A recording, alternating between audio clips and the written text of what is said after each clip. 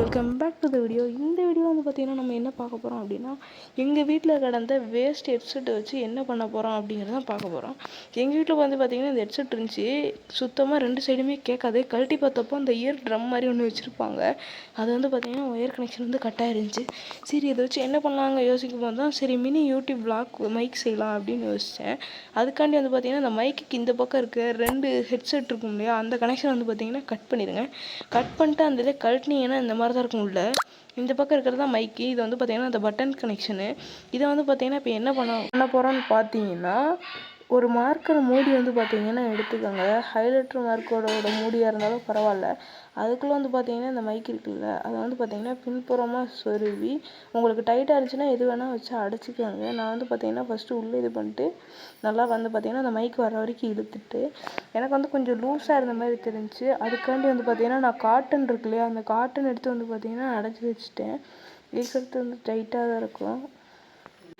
அதுக்கடுத்து வந்து பார்த்திங்கன்னா இந்த காட்டன் பஞ்சு உள்ளே சொருனதுக்கப்புறம் எனக்கு லூஸாக இருந்தது வந்து பார்த்திங்கன்னா ஓரளவுக்கு டைட் ஆகிடுச்சு. கீழே தான் வரக்கூடாது, மேலே போச்சுன்னா ஒன்றும் பிரச்சனை இல்லை. அதுக்கடுத்து வந்து பார்த்திங்கன்னா இந்த மாதிரி மைக்கோட ஸ்பான்ச் எங்கேயாவது கிடச்சுன்னா வந்து பார்த்திங்கன்னா எடுத்து வச்சுக்கோங்க. நான் வந்து பார்த்திங்கன்னா என்கிட்ட மைக்கோட ஸ்பான்ச்சே இருந்துச்சு. அந்த ஸ்பான்ச் எடுத்து போட்டுடலாம் அப்படின்னு சொல்லிட்டு அந்த ஸ்பான்ச் வந்து பார்த்திங்கன்னா நான் வந்து எடுத்துக்கிறேன். இதுதான் வந்து பார்த்திங்கன்னா நான் சொன்னேன், இந்த ஸ்பான்ச்சை வந்து பார்த்திங்கன்னா நம்ம ஒரு மைக் செஞ்சோம்ல, அந்த மைக் மேலே போட்டு விட்டோம்னா ஒரு மினி யூடியூபர் vlog மைக் வந்து பார்த்திங்கன்னா சிரிஞ்சிச்சு. எனக்கு வந்து பார்த்திங்கன்னா இதை விட கொஞ்சம் பெருசாக வேணும் அப்படின்னு வந்து பார்த்திங்கன்னா நான் நினச்சேன்.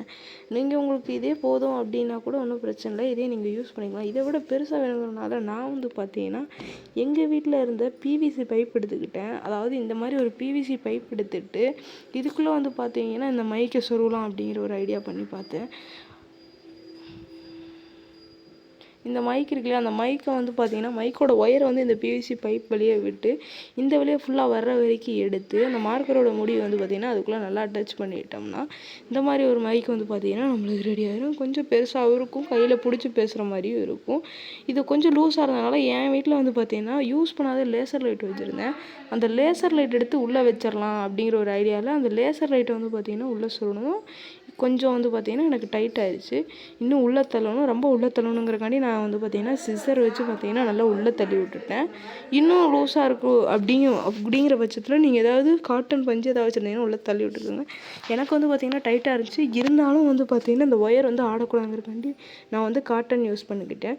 இதுக்கடுத்து வந்து பார்த்திங்கன்னா இந்த மைக் வந்து ஒர்க் ஆகுதா அப்படிங்கிறத பார்க்க போகிறோம். அதுக்காண்டி வந்து பார்த்திங்கன்னா நான் வந்து பார்த்திங்கன்னா ஃபஸ்ட்டு ஒரு மொபைல் எடுத்துக்கிறேன்.